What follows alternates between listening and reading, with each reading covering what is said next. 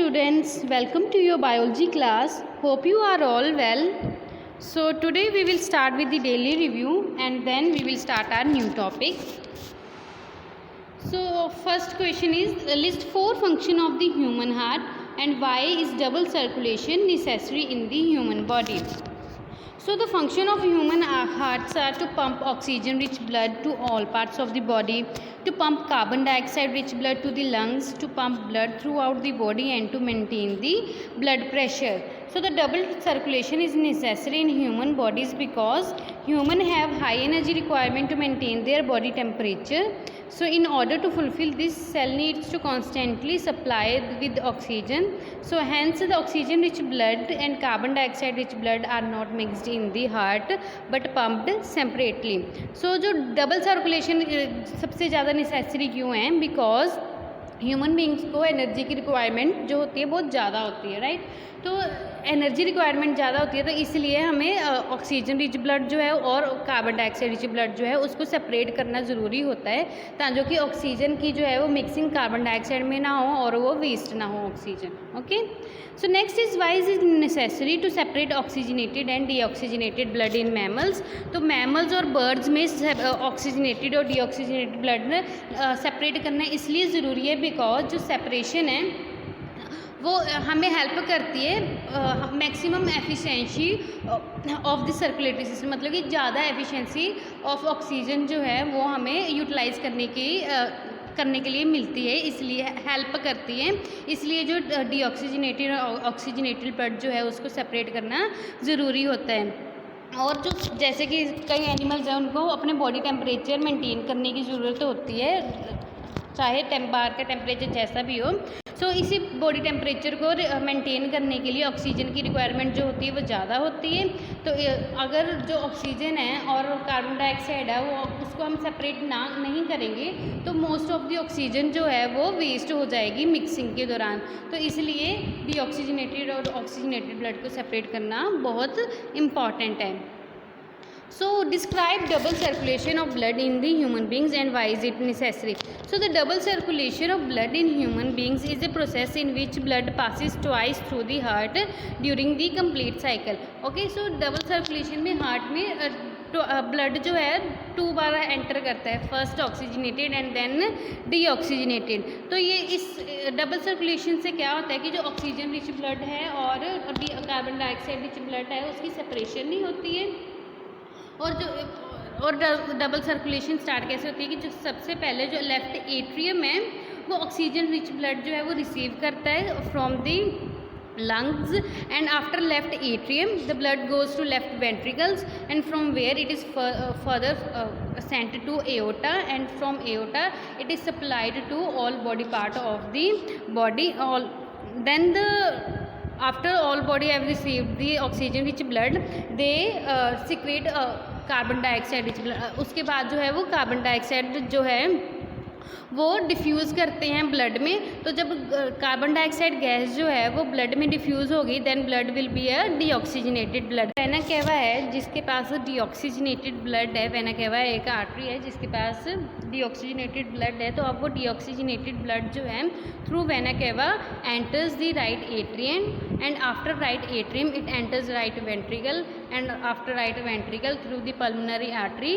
It goes to the lungs where it get from deoxygenated it converts to the oxygenated blood and after ऐसे double circulation जो है वो carried out होती रहती है। Okay, so our next topic is excretion. So students, why is it important for living organisms to excrete. तो जो living organism है उनको एक्सक्रीशन की ज़रूरत क्यों पड़ती है और ये इतना इम्पॉर्टेंट क्यों है? So it is important to excrete waste products from the body as they are toxic to the cells.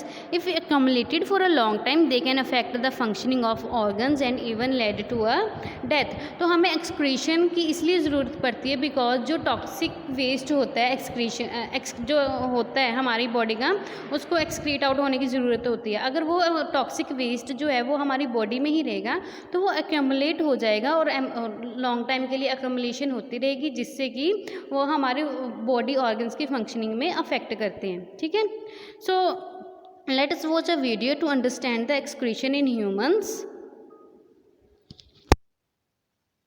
System. We know that when the cells in our body perform their functions, certain waste products are released into the blood.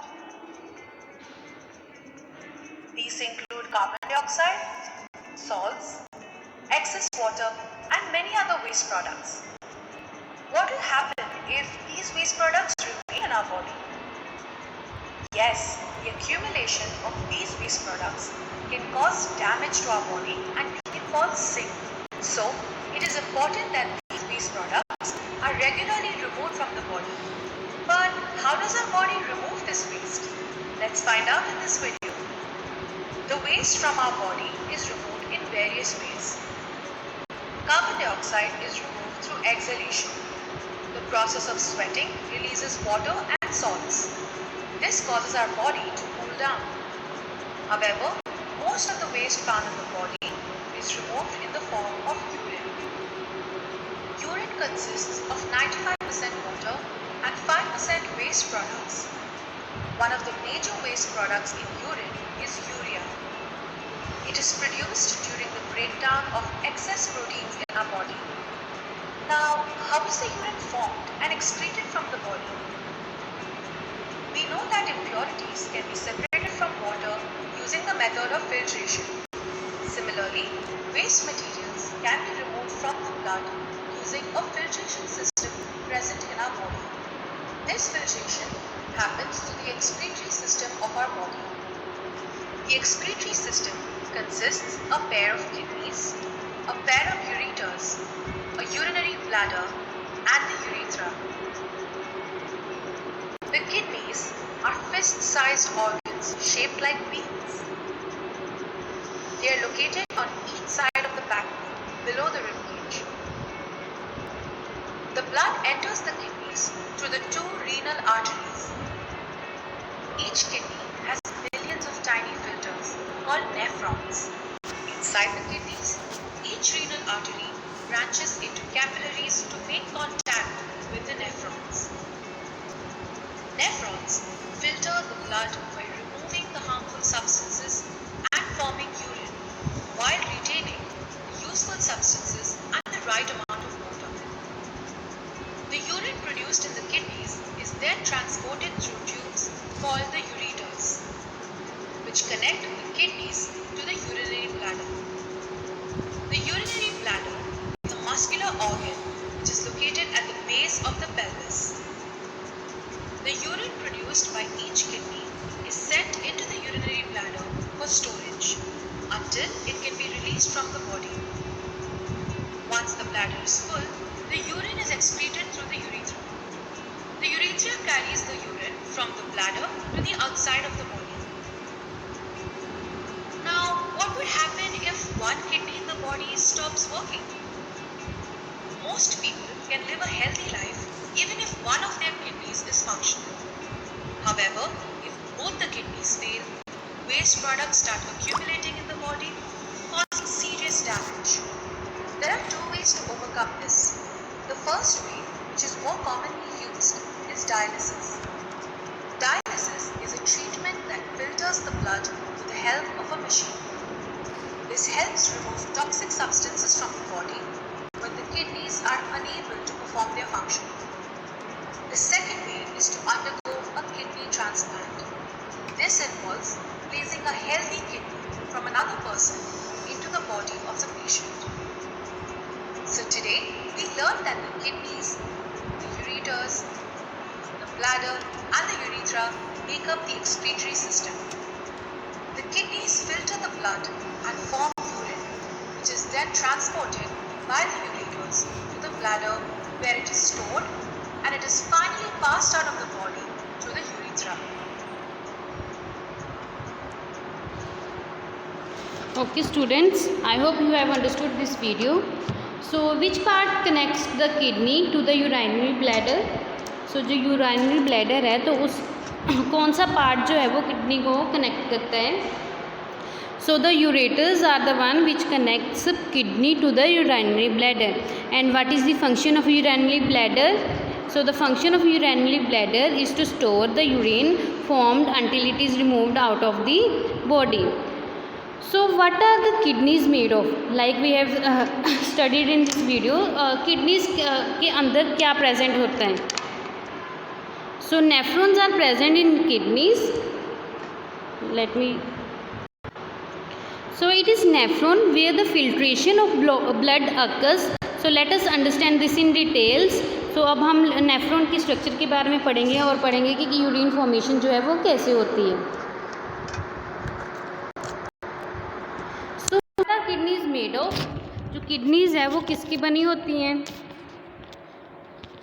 So kidneys जो हैं, each kidney is made up of large number of cells called nephrons that are packed close together like this. यहाँ पे जो structure बताया हुआ है nephron का, सो ऐसे टाइटली पैक्ड होती हैं. नेफ्रॉन्स का जो स्ट्रक्चर होता है ऐसे टाइटली पैक्ड होता है और ये लार्ज नंबर ऑफ सेल्स जो नेफ्रॉन सेल्स होते हैं वो प्रेजेंट होते हैं किडनी में, जो कि यूरिन फॉर्मेशन में हेल्प करते हैं. So the nephron, this is the structure of one nephron. So the renal artery glomerulus, in glomerulus जो में क्या होता है, सारी फिल्ट्रेशन होती है. जो भी एक्सेस ऑफ वेस्ट होता है वो यहाँ पे थ्रू द पंप के थ्रू यहाँ से वेस्ट जो है वो एक्सक्रीट आउट हो जाता है और जो ब्लड है वो थ्रू द रीनल आर्टरी वापस चला जाता है. Then Bowman's capsule and conducting duct. So like the alveoli in lungs, nephrons are also surrounded by a thin-walled capillaries. जैसे कि alveoli में thin-walled capillaries सराउंड कर रही थी alveoli को डिफ्यूजन के लिए ऑक्सीजन और कार्बन डाइऑक्साइड की, वैसे ही नेफ्रॉन के अराउंड भी thin-walled capillaries प्रेजेंट होती हैं. और ये जो thin-walled capillaries होती हैं ये क्या करती हैं, सब्सटेंस को डिफ्यूज़ करने में हेल्प करती हैं और जिससे कि यूरिन फॉर्मेशन होती है. So the blood carrying waste materials enter the kidney through the renal artery.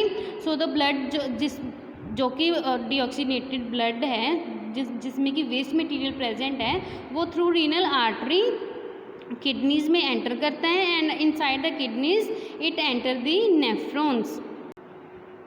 ये जो बोमेंस कैप्सूल है, बोमेंस कैप्सूल के अंदर एक capillary clusters of capillaries present होते हैं जिसको हम बोलते हैं ग्लोमेरुलस. सो बोमेंस कैप्सूल के अंदर जो क्लस्टर बैठे होते हैं उसको हम ग्लोमेरुलस बोलते हैं. और जो ब्लड है वो बोमेंस कैप्सूल में फिल्टर होता है जैसे ही वो ग्लोमेरुलस कैपिलरीज के थ्रू पास आउट करता है. जब ग्लोमेरुलस जो यहाँ पे क्लस्टर है आर्टरीज का, तो वहाँ पे जब ब्लड पास आउट करता है तो बोमेंस कैप्सूल है वो वहाँ पे ब्लड को फिल्टर कर देता है. So the some substances such as glucose, amino acids, salts and a major amount of water are selectively reabsorbed as the urine flows along the tubular structure in the nephron. तो जो कई substance like glucose, amino acid and salts and major amount of water वो क्या होते हैं, वो फिर से रीअब्जॉर्ब हो जाते हैं in the blood artery. Okay, so the amount of water reabsorbed depends upon the amount of excess water in the body and how much of dissolved waste needs to be excreted. अब ये जो यहाँ पे water absorption हो रही है तो ये वाटर एब्जॉर्प्शन जो है वो हमारी बॉडी पे डिपेंड करती है कि हमारी बॉडी को अभी कितनी वाटर की नीड है. अगर कम नीड है तो वो ज़्यादा वाटर रीअब्जॉर्ब हो जाएगा ब्लड आर्टरी में, और अगर कम है तो वो ज़्यादा एक्सक्रीट आउट हो जाएगा. So the few waste material are secreted into the filtrate. The filtrate after this stage is called the urine. After the water absorption जो भी जितना भी waste material अब बचा है that is called filtrate, and यही filtrate को हम क्या बोलते हैं, urine बोलते हैं. So the urine from each kidney eventually enters the ureter which connects the kidney with the urinary bladder. जो किडनी और यूरिनरी ब्लैडर को कनेक्ट कर रहा है that is called ureter, right? So जो भी यूरिन फॉर्मेशन हुई है किडनी में वो यूरेटर में एंटर करता है और after ureter it enters in the urinary bladder. So the urine is stored in the urinary bladder until the presence of the expanded bladder leads to the urge to pass it out through the urethra. So जो urine जो है वो urinary bladder में store होता रहता है कि जब तक कि एक प्रेशर एक्सपैंड हो जिससे कि हमें नीड हो उस यूरिन को एक्सक्रीट आउट करने की. So the summary is the blood enters the nephron through the capillary branches the blood gets filtered in the Bowman's capsule as it flows through the glomerulus. Useful substances such as salts are removed from the filtrate and returned to the blood for reuse. I hope you have understood this topic. So let's start with the practice questions 13.1, 3 and 4. So question 13.1 is explain how the long tubular folds of nephron are useful in the urine formation. जो कि long tubular folds होते हैं nephron में वो urine formation में कैसे helpful होते हैं और यूज़फुल होते हैं. So the long tubular folds of nephron are useful in the urine formation in the following manner. So the when blood enters a nephron it gets filtered in the Bowman's capsule when it flows through the glomerulus. जो blood enter करते हैं nephron में वो कहाँ बोमेंस capsule में filter होता है through glomerulus. The filtrate enters the long tubular folds of the nephrons where useful substances like salts are removed from the filtrate and return to the blood. जब glomerulus में filtration होती है तो उसमें क्या होता है कि जो इम्पॉर्टेंट सॉल्ट्स और अमाइनो एसिड जो हैं वो भी फिल्ट्रेट में आ जाते हैं. तो आगे लॉन्ग ट्यूबुलर स्ट्रक्चर में क्या होता है कि जो भी हमारे यूजफुल सॉल्ट्स और अमाइनो एसिड जो फिल्ट्रेट में आ गए थे वो फिर से रीएब्जॉर्ब हो जाते हैं टू द ब्लड आर्टरी और वापस वो ब्लड में चले जाते हैं. In this way a long tubular folds of nephron reabsorb the useful substances from the glomerular filtrate and allow only waste products to enter the urine. So you have to draw this diagram in your notebook, the diagram of nephron. और आपने ये अच्छे से सुंदर से बनानी है और याद भी करनी है इसको. Next is blood gets filtered in which part of the nephron. जो blood है वो कहाँ पे filter होता है. So ब्लड गेट्स फिल्टर्ड इन दी बोमेंस कैप्सूल जिसमें कि ग्लोमेरुलस प्रेजेंट होता है जो कि फिल्ट्रेट बनाने में हेल्प करता है. So I hope you have understood this question also. So today we learned about the excretory system, excretion and urine formation. So the nephron is the basic unit of kidney where the filtration of blood occurs, right. तो जो nephron जो है वो major basic unit of kidney है जहाँ पे कि filtration जो है वो अकर होती है, जहाँ ब्लड की जो फिल्ट्रेशन हो रही है, वेस्ट मटेरियल जो है वो एक्सक्रीट आउट हो रहा है और यूजफुल मटेरियल है वो रीअब्जॉर्ब हो रहे हैं. And the nitrogen waste like urea and uric acids are removed by the excretory system. So I hope you have understood these topics like excretion and the structure of nephron. You have to draw the structure of nephron in your notebook also. If you have any doubt you can contact me anytime. Bye bye.